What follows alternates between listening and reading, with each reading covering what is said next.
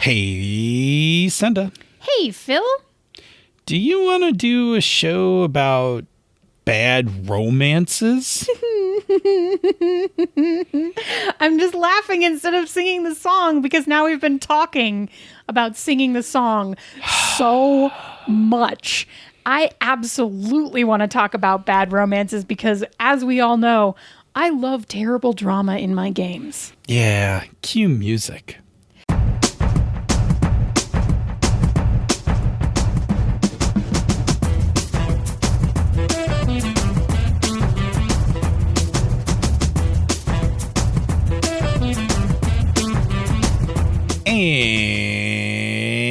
And welcome to another fine episode of Panda's Talking Games.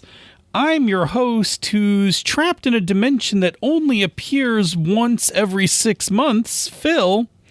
And I am your other host, Senda, who is in a polyamorous relationship with the big bad, but I'd really like to be dating you too. Okay, well, I think that in the opening has given away all the hints of what this topic's about this week. Where did our topic come from, and what else do we have to say about the topic? Right, so Quincy asked us on Twitter, how do you do bad romances between PCs and antagonists? We're going to kind of broaden this out into PCs and NPCs as just bad romances because it's delightful. There, I said the secret phrase. Oh, that'll be fun for a few minutes. Ladies and gentlemen, tonight's episode is brought to you by the words bad romance. Okay. Wow, this is going to get old pretty quickly because what I'm going to ask you to do right now, Definition Yes. Panda, is define for me bad romance. I'm not going to do it every time, otherwise Okay. it'll get way too old. Right. Way If too you've fast. learned anything from this show, right, you've learned beat analysis, right? Like 2 times is funny. The 3rd time will start to get annoying. It'll come up again later. You know what's really, really funny? This is a complete side note. There is an entire episode of Radio Labs where they discuss the science of humor. And there's a thing where it gets funnier and funnier as you repeat it. And then it's around the 3rd or 4th time, I think it was, that it starts to get less funny. From there, it goes downhill. And then it picks back up again. It goes like, because it gets it's into not the funny, silly. and then it's funnier. And then it goes into the valley of not funny. And then it starts getting funnier and funnier and funnier again. Because To it's tack just on to going. your Yeah. aside, Yes. I would recommend, if you want to hear an example of that from our own show, go listen to the Beefness episode where it's funny. Then it's like annoying because it's like, oh my God, we have to get the show done.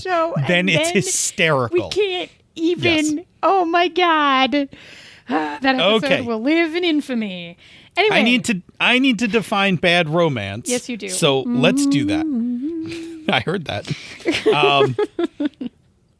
We're going to define bad romance as a romance that is complicated, tragic, and or messy, or any combination of the above. Feel free to mix them up into any combination you like. The key part of this is going to be, for our discussion tonight, is that this bad romance is not abusive. Right. And when we mean abusive, what do we mean? So abusive essentially means there is not consent and your character could not or doesn't perceive a way to leave the relationship, right? Yeah, exactly. So we want our bad romances to be the kind of things that both tug at our heart, have very bad comedic timing, like, oh, I can't, that kind of thing, right? Like they're about to kiss, but like a photon torpedo hits the ship and like they get knocked apart and the ship goes to red alert, right? Like we want those kinds of like things. We don't want to explore abusive relationships, and nor will we in the rest of the episode.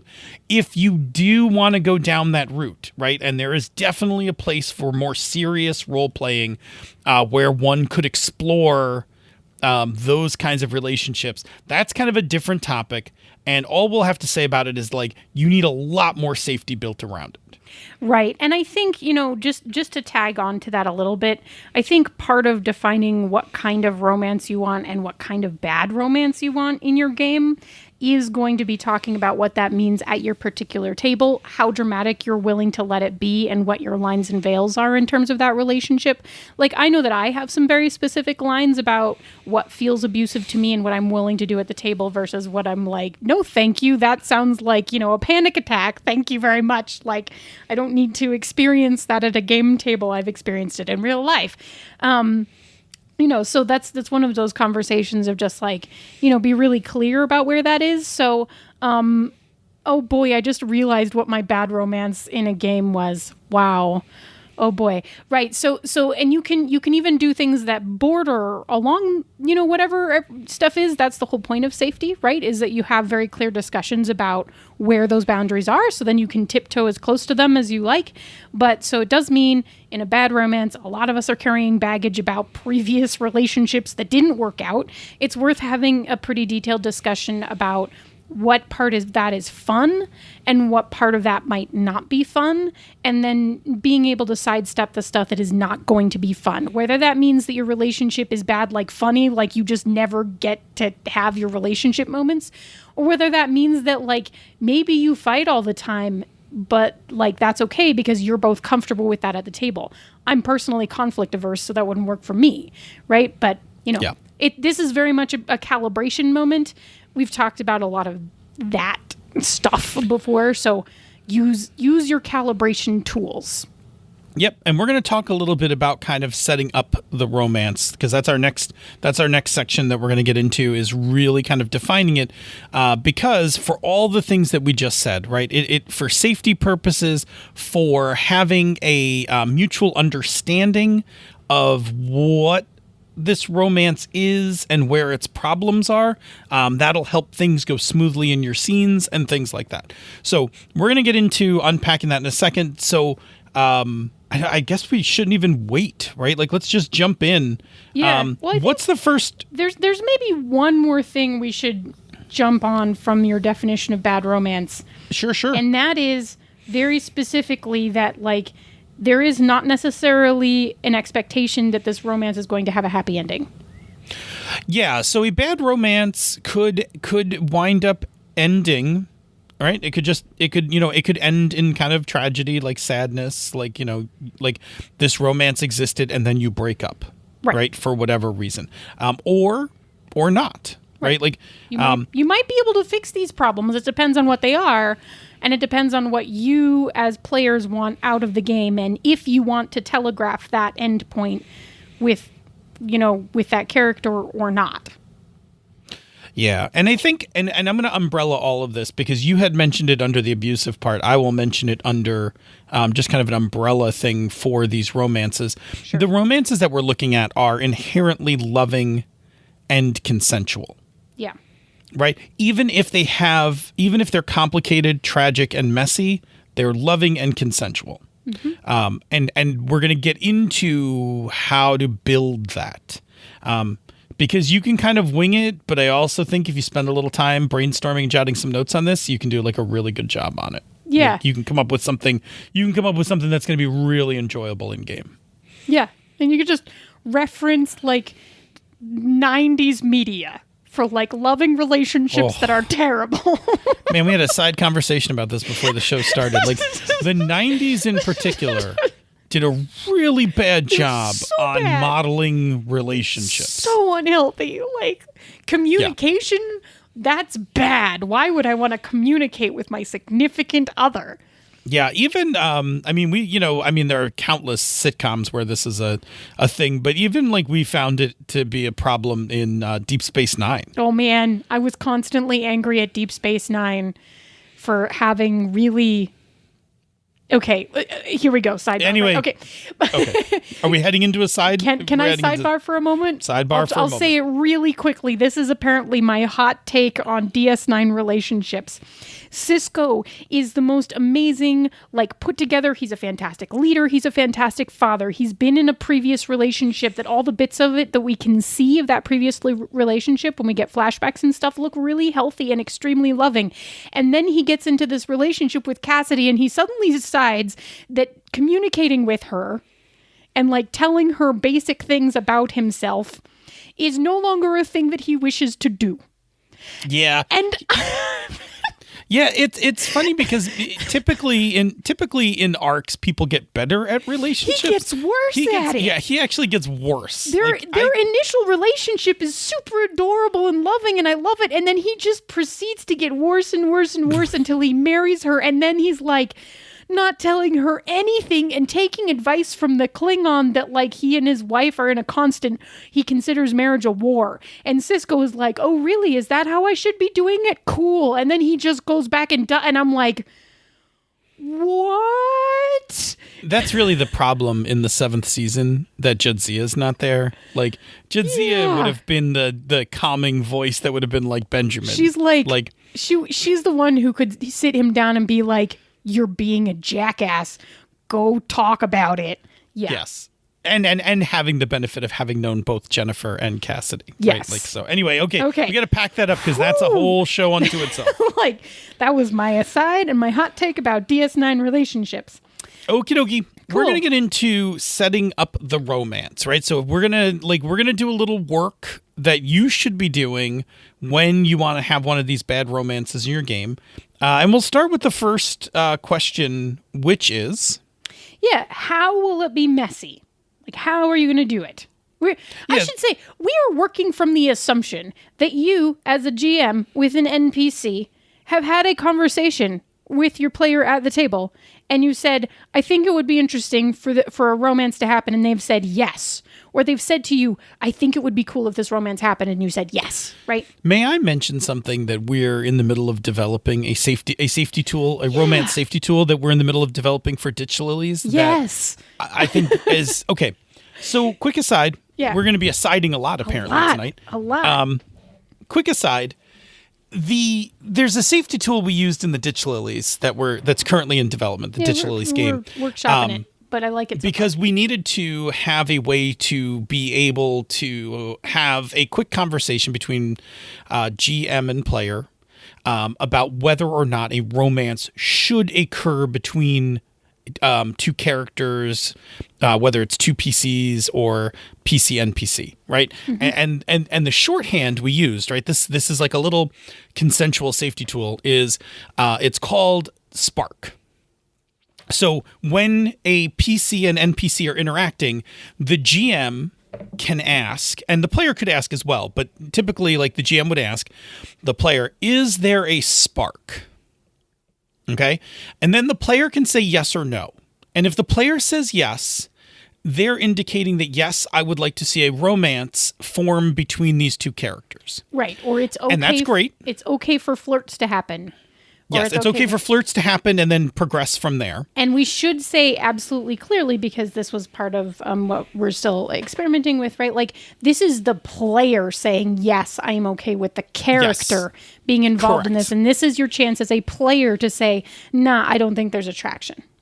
So that's the second part. So if the player says, no, there's no spark. Yes. Then the GM not only takes that, but also the NPC will not pursue the character any further. Right. They will not show up somewhere else and try to hit on them. Now, the last part of that is, should the player change their mind, they can then tell the GM at a later date, I think there's a spark now. Yeah. And reintroduce the topic. But the GM will never push it back onto the player. It becomes very player empowering. Players get to decide which NPCs they would like to pursue relationships with and when. Mm-hmm. The spark question is the prompt by which the GM can introduce it at a meta level in the game, or the player can just say it spontaneously. Like, this player can be like, oh, I'm feeling a spark, GM. Mm-hmm. Right? And the GM can then decide whether they want to pursue that, right? So it works in both directions, but we're kind of like we've designed it with the idea that it's very player empowering. Yeah. But it obviously works in both directions. Still rough, but I wanted to throw it out there because it's something that we're working on, and it's because in the Ditch Lilies, it's like any conversation that you're having with any NPC has the potential for flirts, and so as a player, you have to be able to say, "I don't want the flirts coming at me from this conversation. Thank you." Yeah, I mean the game has a lot of kind of sexually charged tension in it, like throughout most of the game. So it is important to just have a very specific safety tool that addresses it. But if you are if you're wanting to do romances, good or bad, in your game, that like feel free to co-opt this tool until we get it written up into something a little more structured. Yeah. Yep. Still in development, but so far so good. Anyway, all right, so returning to the idea of how will it be messy? On messiness. Yeah. So the first one is it could be a character flaw, right? Like it could be something about one or both of the people in the relationship. Maybe they have trust issues. Maybe they're unreliable. Maybe they are kleptomaniac. I don't, whatever direction this kind of goes for you, depending on the tone of the game, right? Absolutely. Another idea is that the nature of the relationship between the two could be trouble. So, for instance, they could be on opposite sides of a conflict. They could both be executives in corporations that are attempting to hostily acquire each other in a cyberpunk world. Yeah, that I would play. I like this one. I would just play that. Yeah, so this one is what we would call the Romeo and Juliet effect, right? Like, this is the warring houses. I want to see what happens.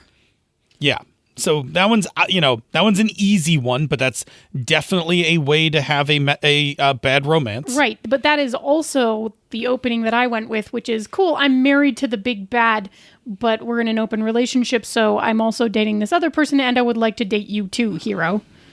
Yes, we'll get to that. I think we'll find another spot where that fits as well. We're going to come back to many of those, right? That one comes up a lot, I think. Cool. So the situation itself might be causing complications or problems, right? Living in different dimensions, for example, or just being really far away. Maybe there's a war going on. Any reason that communications might not, be easy or consistent.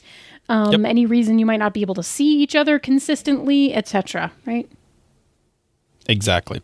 The other one could be that other relationships that either of the characters have are causing problems. Yeah. Right. So one of them could be that someone, like either the NPC or the character, is in a relationship. Right. In many a rom-com, right, we see that like one character is engaged. Yeah. And the other one is falling in love, even though that person's engaged. Yep, that happens. That's a problem. Yeah.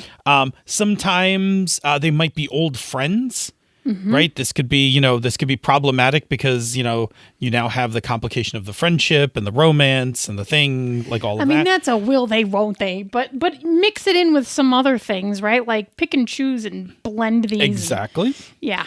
The other one, which could be that you are the sibling to, or maybe even dating the big bad. That's a problem. And then, like you said, because I'll just go back to that, you can then start mixing these, right? Yes. So you don't have to just pick one of these. Yeah. You could pick a different one for each of the characters. So one of them lives in a dimension that only appears every now and then, and the other one is unreliable. Oh no. So every time the dimension appears, they're not necessarily maybe there. They'll be there or not, or maybe they'll get there late. This relationship is dead on arrival, like that. See how mixing them up can make some bad romance? Yeah. So yeah. Oh. Well done. Thank Indeed. You. Okay. All right. So then after we know what the problems are, we need to figure out how these problems are going to express themselves. Yeah. So we need to know exactly how it's going to make things messy, right? And it's best if you actually have several ideas of how it will manifest. So in the example that we just used, like that would make it very messy because you would not see each other or communicate very often, right? But that's also kind of a one-trick pony because it would just have to be the same thing every time. So we could vary it up, right? So maybe part of the problem is that when the dimension opens, that's one of them. The other one could be it's random how long the person can remain. Yeah. In the dimension. So maybe it's not always a problem about when will it open. Like it's open and they're here. We just don't know how long they're going to be here for. Sure. And I mean, the other person being unreliable, maybe unreliable is only one of their problematic traits, right? Like that's the other part of this is you can just mix in some more stuff to make this more complicated if you need to. Exactly. Maybe they're unreliable and also, have trust issues. So if they're late, but then the other person has already disappeared because we don't know how long they can stay, then they don't trust them that they showed up, Oh, well, and they're unreliable. It could be a couple things, right? So maybe it's that they don't show up. Maybe it's that things like they took a mission/job because they're unreliable, right? So they didn't remember that the portal was opening on this date. So they took a mission or job, and now the person has to come with them on the mission. Oh, like this is their romance. Like this is their romantic time. Romantic getaway, but they're like also like on a tiny one-person ship that was only intended for one person. Like doing a really awkward, unpleasant long-term haul with only like dried rations. Yeah, I mean, so these are these are the things like look for and get creative with like how do these problems manifest in different ways? Because we're going to talk about this in a second, but having a list of those is going to be important in terms of keeping this fresh. Right. And yeah. I wrote down other notes, but I think we actually covered it pretty well, so I'm not going to jump into those. Okay. But there's a few key other things you also have to know about this relationship, even though we know it's really problematic, right? So one of them is very specifically what keeps you both in the relationship. Like, why are you both still committed to trying this? And what would it take for you to give up on it, right? And I'm just going to note really quick, just to be as inclusive as possible. All of our examples right now are using two people. But we clearly recognize that romantic relationships can easily include more than two people. It's just easier for us to say it as two people in a relationship. But once again, just for the sake of being inclusive, we recognize poly relationships, same-sex relationships. We're like, as long as it's consensual and loving, we're totally down with your relationships.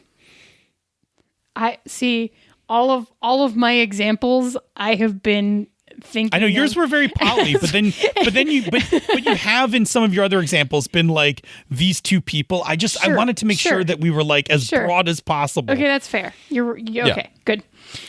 Just in case, I don't think our average listener would be like you terrible humans. I mean, yes. Okay. Well, here's what we can say. It's easier to talk about this when we're just talking about two individuals right now because we're trying to pare it down to just how you build it with the building blocks, right?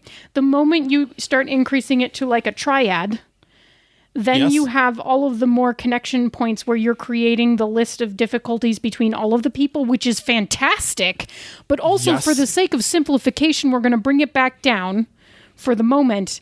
And then you can take this and extrapolate, right? That's my point. Okay, that's where we were. That's what I was trying to say. It was like, listen, it's easy to talk about these things with two people, but yes, you can just do them with more people. And yes, they get more interesting and more complicated. Yes.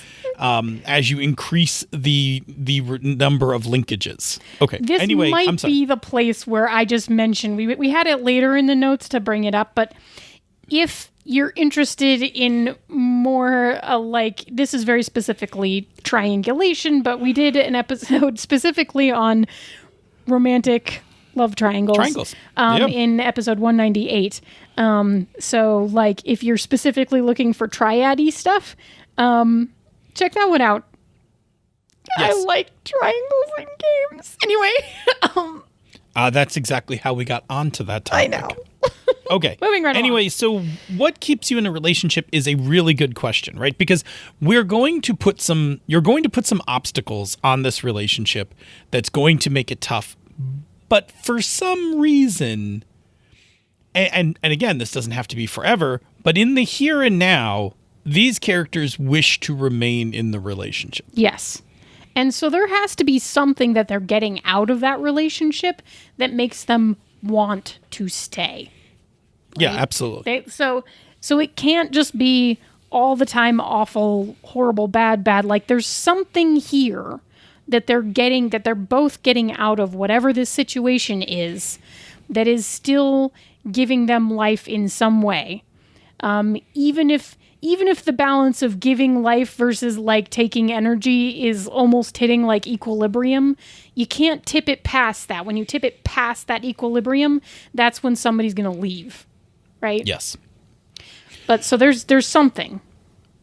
And then finally, the last question, as we're setting this up is, can the problems be overcome? And if so, how would that be? Like, can the person trapped in the other dimension eventually reside in the same dimension as their lover? Yeah. Is that possible? Or, and if it is, how will it be accomplished? Right. Like, that will be important. Now, on the other hand, and this is just an important thing for me, I don't think that there should be an expectation that characters are going to change their personality to overcome things. So for me, the ones that I don't necessarily see as overcomable, they're either something you accept about someone or not, are character flaws, right? Sure. I think that's a very noteworthy distinction, right? That the problem, if it's like something external, like you're the sister of the big bad, right? That is a thing that can be overcome by capturing the big bad, right? Potentially, or transdimensional travel, or yes, teleportation or whatever fixes a distance problem.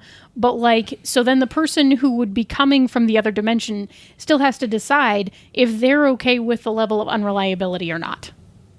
Yeah, and I guess on character flaw, a character themselves could choose to attempt to overcome their flaw. So the unreliable character could attempt to become more responsible. And we'll get into resolving these things in a moment because it's going to touch on a whole other discussion. But yes, I do think that there are some ways that you can frame those where it's not unhealthy. It is unhealthy if the other person attempts to correct it. Thank you. Right? Yes. So yeah, it is unhealthy if the person who is not having the personality flaw, the one outside of it, is trying to fix the other one. Yeah. That is not healthy. But if the other person is like, look, my unreliability is screwing up my ability to show up when you appear in this dimension, and I really I need to make a wholehearted effort to be better at it. I'm going to write myself notes and I'm going to set alarms on my phone or whatever. That is perfectly fine. Yeah. It may or may not work depending on the nature of how much in your game or how much in your philosophy you believe people can change, but it's nice. Yeah. Okay. Yeah. So it is a whole nother potential bad romance moment to have someone move all the way from another dimension, move in with this person, and then be like, you're so unreliable, and then be like, I've always been like this, and then the other person be like, well, I thought you would change, right? Like that's... Now let me also inject a little RPG stuff into this. There are games where you can... buy off or change your flaws. And if that was one of the things that made your bad romance, like for instance, if I'm playing a Fate game and my trouble aspect is I'm unreliable, there are mechanisms in Fate to change your trouble aspect. Yeah. And so maybe at the end of a major arc, I choose I don't want to be unreliable anymore. Yes. and I pick a new aspect. I still have to have a trouble, but I pick a new aspect and I get rid of unreliable, and that is going to help the relationship. I still will have other like troubles that will get me into trouble and get me fate points, but I will now get rid of this unreliable piece that will make me make this relationship better. That is perfectly valid. Like, that's a thing you can do because that is literally part of the game. Yeah. And that's the character decides to make a change. The player actually decides to make the change. Well, the player decides to make the change for the character, but the agency remains with the person making the change. Yes, which is exactly, I think, the important part, right? Which is the agency and consent. We're talking lots of word circles this evening a little bit. No, I think, listen, all of this gets into, all of this fundamentally orbits consent and safety and things like that, right? Especially when we get into talking about modeling romances in games, right? Because if you gamify it too much, it can be kind of icky. Yeah. Like you just have to tread carefully and just always consent. Yeah. You can never reaffirm consent too much in one of these things. Yeah, I agree.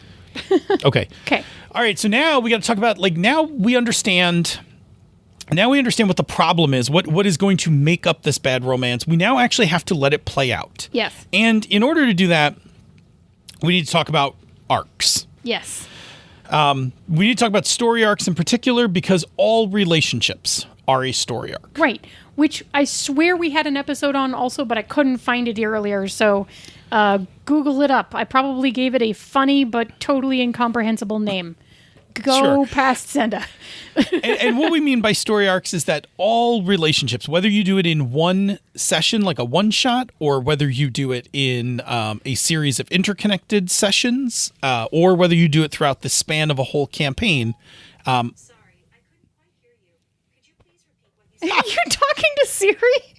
Apparently, somehow that I didn't get that. Could you try again?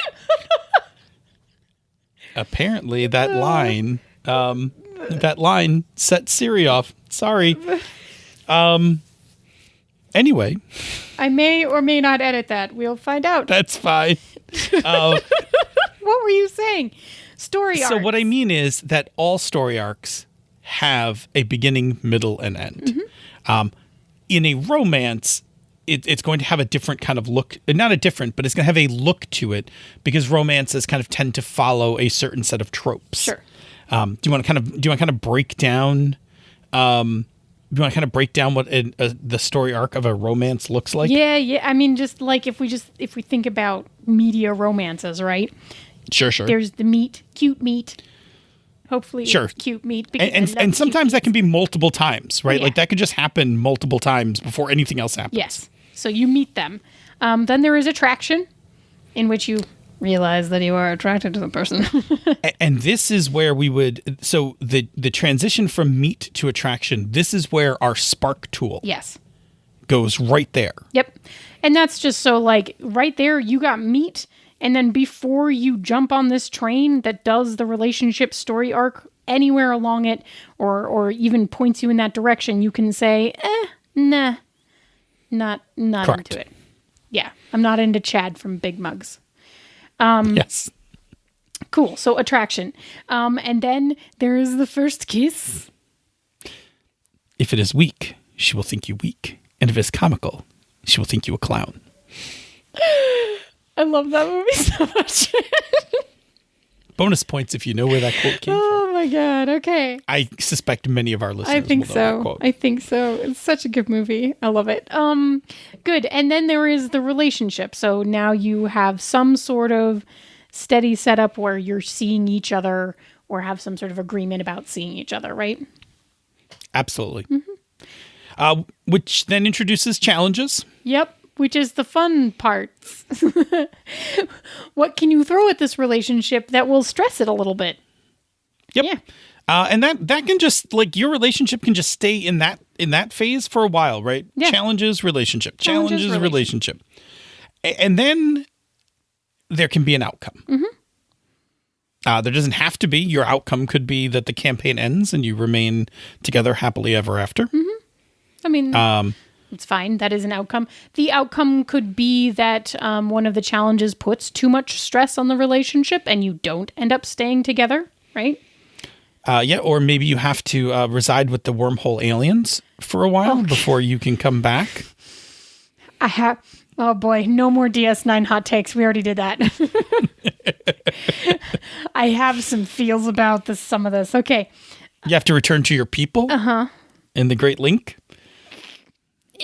Right? This is the only healthy relationship on the whole damn space station. These are outcomes. These are outcomes, right? They bring some sort of finality to the relationship. And again, that's why you can kind of stay in the relationship challenge portion of this, is that you don't actually have to have an outcome, but you can. Right. At some point, you may. Mm-hmm. Okay. Cool. So now, understanding these phases that we've outlined, and again, different romance stories have different phases, but just sticking with this general one, which is pretty generic, you need to start thinking about how the problem manifests in each of these phases. Right? Because they're definitely, the problems are a constant. Yes. For the most part. Yeah. But how they appear in different phases will differ based on the nature of what each phase is about. Right. So if we keep using our example about the unreliable person and the transdimensional person who doesn't know quite how long they will be able to stay for, they're leaning in for their first kiss, and just as their lips begin to brush, the transdimensional person disappears. Yes, the drum roll, that's called. Yes. If we're talking about other bad romances. Yeah, Ted Mosby has his own fair share. Anyway. I mean, that's my favorite episode, so. I know. Drum roll, please. I know. Anyway. Yes. So yeah, that's a great example of how does the problem affect first kiss, right? So we think we're about to have the first kiss, but then we don't. Yeah. Right? Which means that the next adventure is going to be all about the first kiss again. Getting the first kiss. Exactly.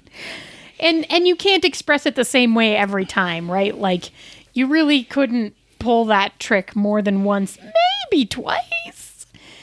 Maybe. Can I just pause you for a second? Yeah. I just had a idea that 1 has to get recorded and 2 probably written into the notes so we don't forget it. Turning point. Should I break up with my transdimensional lover? I know we don't often do lighter turning point ones, but I kind of feel like this would be a pretty decent turning point, a turning point adventure, turning point dilemma, right? Like, I feel like this one would be really good. Like, just this thing, like the problem around your first kiss, the time that you disappeared when something happened. This is essentially the time traveler's wife, right? Like, this is, if we're being very clear, right? This is, this story has been done. It's called The Time Traveler's Wife, and it is also very good. Yes. Cool. Good. Yep. Okay. Well, I wrote it down for you. We'll talk about that later. Cool.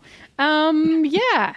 So let's see. Where actually were we? I think we were. Well, now we're into playing out the romance arc. Yeah. So we've talked about thinking about how the problem's going to manifest in all the phases. But now, like, we got to actually just kind of talk about like getting this romance arc going. Yeah. Right. So and there's a couple of questions about what is this romance's place in your plot? Right? Is this the main story of the campaign, or is this a B plot? Or is this the B plot that accidentally takes over the main plot? That happens. Maybe that's an interesting discussion we could have one day. when your secondary plot your B plot takes over your... Oh, I had that happen once in a game. It was like amazing. Like, oh, I guess we're doing this now? Became the... Cool. I don't want to diverge anymore. We're already running late. Cool. Cool. So that's worth figuring out, right? Just where does this fall? And then the next thing you have to sort out is how fast will you move from phase to phase in the relationship? Yeah. Yeah, I mean, this is... this might be a bit too young for you, but this is literally what I call the Sam and Diane problem in reference to Cheers, which is the how long will this will they, won't they go on before, it can't possibly go on any longer. Right. Or not, right? Like sometimes it just, I guess the 90s equivalent of that would be the Ross and Rachel. Yeah, I didn't watch Friends either.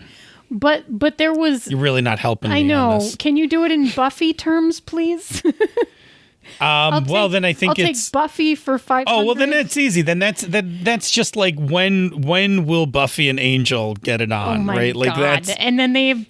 Oh, boy, talk about a bad romance, because sometimes he turns fucking evil.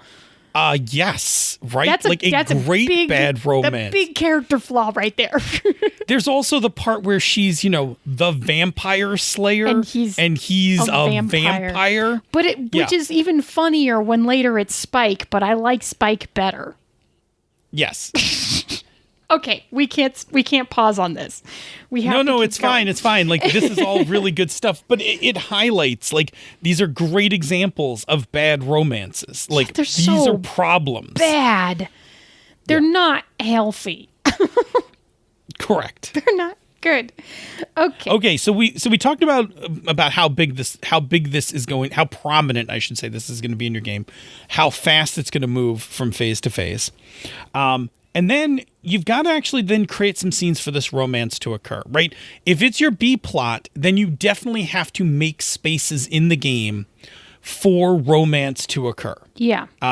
And you're going to need, again, and I can't say this enough times, you got to vary things up so it doesn't get stale. So sometimes you're going to create a space for the romance, and there's going to be the problem. Yeah. And sometimes the problem's going to be a minor inconvenience. Sometimes it's going to be a major problem. Mm-hmm. And then sometimes you're going to create a space and there's not going to be a problem. Right. They can just have good romantic time together. Yeah, because that's how you evolve the relationship if you want them to keep moving down the path. But sometimes you have a good relationship, you think, and then your fiance turns into a giant praying mantis person who eats your father's dead body. That is a thing that happened. It was problematic. Yeah, we broke up. Yeah. So what I'll say about those scenes without problems is these are the scenes where you can then help build the reason why they're still together. Yeah. Right. So the problem ones are the challenges that they're kind of facing in the relationship, and the ones without the problem are the ones that kind of build upon, like, this is why. Like, ultimately, when these problems don't arise, they're like a really good couple for each other. Right. Or at least they have, even if you have scenes in which it's minor or even when it's major, as long as you carve out some time to have those moments so that we can see why they are willing to make this attempt, it's really helpful. And it's also good for the player. Yeah. Like, it's good for the player to have these moments that are like, oh, right, this is why I'm still in love with this character. Yeah. Yeah. Okay, good. Okay. So, and again, variety, again, think beat analysis, right? You don't want to have you don't want to have like problem, no problem, right? Because then like you get numb to it. You want to like vary these, right? So you want like big problem, no problem, little problem, no problem, big problem, no problem. Like, just keep it varied. It's going to keep people paying attention and it'll make it feel fresh. Mm-hmm. Okay. Cool. And then lastly, what we want to touch on is if the problem can be overcome, it also will probably be its own story arc. Yes. The actual overcoming. Yes. Like, if you need to build a device to anchor the person into this dimension, then maybe it's going to take several sessions to do that, or maybe it requires a special material that's going to require a special adventure to go find it, that kind of thing, whatever it is, to then anchor that person in the dimension and solve the problem. Yeah. And then the other part of that is, once it has been overcome, I would say most of the time, don't have it come back, right? Like, unless there's some sort of reason. Or unless you want it to be a sheer tragedy, right? Like, if it's just going to be, like, if the device doesn't work, or someone steals the gem that the person has to wear to anchor them in this reality, and then they can't get back or whatever, right? Like, if you want it to be a tragedy, you can do that. If you want it to have a happy ending, don't bring the problem back. Yeah, if the player is like, look, I'm setting out on this arc because I love this person and I want to be with them, and so I'm going to put in the story time to kind of get rid of the problem so that we can remain together. Right. Don't undo that. Don't undo that without having talked to the character, like to the player, and being like, hey, do you want to take this to a truly tragic, like sad place? Because maybe they'll be like, yeah, absolutely, I do. Like, thanks for reading ahead. Or they might be like, no, I'm trying to get ready to like retire this character, and I want them to go through this arc so that they can be with the one they love. Yeah. Yep. So have the conversation. Again, I think we said this earlier. You can't affirm consent on these things too many times. Yeah, just ask, just communicate, Okay, so that's our take on bad romances, right? So what we talked about is first really defining what your bad romance is going to be, right? Coming up with, what's the problems? How does it manifest itself? Why are they in love? Can it be overcome? Then we talked about like playing out the arc of the romance and having the problem express itself in different phases of the romance, as well as understanding where in your overall plot structure the romance is going to reside. And then finally, making spaces, scenes or adventures, making spaces for the romance. And then ultimately, if you're going to conclude it, how you kind of conclude the problem and let the romance run the rest of its course and maybe take it to an outcome or not. Yeah, depending on what you're doing with it. Absolutely. Cool. Mm-hmm. Thank you, Quincy. That was a great topic. Good question. It's it's like he knows what kind of things I play in games. Damn you. It helps when people in your game group are tossing out ideas for your show. Hey, in order to get this show closed, which is the thing that we do like to do from time to time, we need to talk about another show on the Misdirected Mark Network. What do you got? So tonight I'm going to tell you about Bonus Experience with Monica and Ray, where they have awesome game playing, game running, and game designing conversations, along with sparkling water and peanut butter and onion sandwiches from Margaret, who is the editor. Margaret, can you edit our show, please, too? I don't edit anymore. Please? Will you? Yeah, or we just... No. Damn. Don't do edits. Okay. Cool. Say, Senda, where do people find us on the internet? Well, you can find us on Twitter at Pandas Talk Games. You can find us in the Misdirected Mark forums, which is forums.misdirectedmark.com. Or you can drop us an email, panda@misdirectedmark.com. Or you can stitch us a TikTok, but it's a little bit of a treasure hunt to find us, isn't it? But if you're following us on Twitter, we use the same handles. I use the same handle. You should change yours. I use it. You didn't change it, but you can change it. You should change it. I should change it. You should change it so that I can say the thing that I was about to say. Yeah. No, that's fair. All right. That's the thing I got to do. Good. And anyway, once people find us in one of those places, what can they do with that information? Well, hey, you can do exactly what Quincy did today by throwing us out a topic to discuss. And then that's what we do. We discuss it. We really pride ourselves on not coming up with our own topics, not because we're lazy. Okay, a little bit because we're lazy. Yeah, kind of lazy. But mostly because what we really want to come from the show is advice and information that will help you have more enjoyable games when you game. So we really are invested in the idea of talking about things that are relevant to you. And so we love when you give us either full straight out questions, topics, just something you want to hear us talk about and share ideas on. It really doesn't matter. We're really good at spinning these things out into an episode. So just, toss it out there, because really what we want to do is we want you to have better games. And if anything that we say will lead to that, then that really is very fulfilling for us. Because it's just cool. Like, everybody should have cool games, and we want to help you get there. Okay, if you like what we do here on the Misdirected Mark Network, or elsewhere, consider supporting our Patreon campaign. Go to patreon.com/MMP. Patrons of the show get all sorts of good things. The Slack Room for Life is what I'm going to lead with. A excellent collection of wonderful humans talking about gaming, food, a lot of food talk, general life stuff, surviving the pandemic, all those things. It's just a great place to just have like a little community of people. I highly recommend it. It's very nice. I go there quite often. We also have Friday luncheons where we get together and meet up. And we meet up and have lunch together virtually. Or second breakfast. Fair enough. I was just going to say lunchtime is 12:30 Eastern, so it's lunch for us East Coasters, and insert whatever meal fits best for you. If you are not an East Coast person, that's fine. Yes. So all of those things, supporting the Patreon campaign does a whole bunch of things for us, like paying the bills and keeping the lights on and all that stuff. And we're truly grateful for all of your patronage all the time. If you are already patroning the show, which we appreciate greatly, thank you very much. And if you're unable to patron the show, that's okay. There's another thing you can do for us that doesn't cost anything, and that's just to get other people to listen to us. Obviously, you've already told everybody in your friend chain that to listen to us, so thank you. But there's another thing you can do that is outside of your immediate circle of friends, also helps us. And it helps us in a way that is hard for us, which is to get strangers to listen to the show. Right?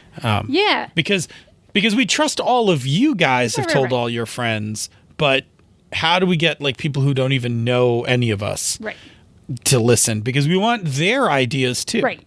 How can we get those people to listen to the show? Well, you can leave us a rating or review on Apple Podcasts or the podcatcher of your choice. Every new review we get really does actually help brand new people who've never heard of us before find the show, which is like the greatest, right?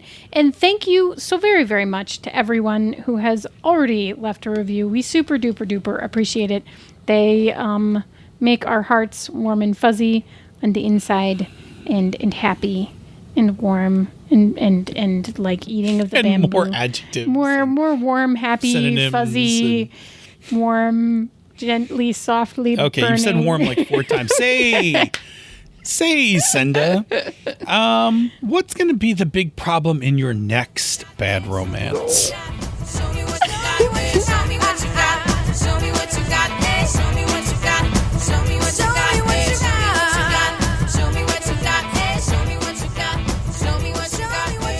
This show is a joint production of She's a Super Geek and Misdirected Mark Productions, the media arm of Encoded Designs. Show me what you got, show me what you got. Show me what you got, show me what you got. Show me what you got, show me what you got. Show me what you got. Yeah. Click, click, boom. That's a song. Yeah, I know, because you've done it before. I know. Well, I'm but on I a don't roll actually anyway. know it. Click, click, boom is actually in the time frame of music I'm listening to right now. Hang on, I'm going to back my mic up, and that's going to cause some noises. Bunka-da-bunka-da-bunka-das. I know, but I just want to do it now before. Yeah, do it now, not later. There we go. That's better. Yeah, no, I'm kind of like I've been doing this thing, and I won't talk about it for very long because we need to get in the show, and these things aren't really that relevant. But I've been making these 4-year blocks of music. So I'm doing the next one, which is from when I was in grad school to when I left grad school and got my first job. So 94 through 98. This is totally Bamboo Lounge content, just so you know. I know, but we have other Bamboo Lounge content. Anyway, maybe a future Bamboo Lounge we'll talk about this. But in the meantime, we have a show to do. Yeah, we do. We totally do. Totally do. Let's do that then. Totally do. Do you need to prep me on what weird thing you're going to say when you say the host bit so that I don't mess it up and have to edit it again? Because I actually had to edit it last week, and I was like, ugh. What is this? I think that would predicate the fact that I don't make it up literally as I'm saying it, okay. Which I normally do. But now since you've asked, I think what we'll do is that we'll say something like, I'm your host who's trapped in an alternate dimension, Phil. Cool. Whatever. and then like each one will like each pick a problem. Okay, I can do that. Like I'm your host Senda, who's dating the big bad. Yes. Yeah. Oh, yeah. Something like that. Just I'm something. the big bad's poly wife. Yes. I would like to date both of you at the same time. Yeah, there we go. That sounds like a disaster and totally a love triangle that I would do. Oh my God. Okay, well now we have to do the show. Jeez. And don't forget the secret word. There's 2 secret words together. Well, the secret phrase. The secret phrase. Don't forget the secret phrase. I got the secret phrase. Okay. Okay. This show's going to be ridiculous. Are you going to start the show or not? I'm just putting that out there so that later I know. I'm when like it is waiting. ridiculous. I'm like waiting, watching the timestamp to write it down when you actually start. Well, if you'll stop laughing, I'll start. Oh, caught in a bad romance. Whoa. Yeah, good. We both just did that instead of the actual song. Oh, you're still doing the actual song. Good job. Well done.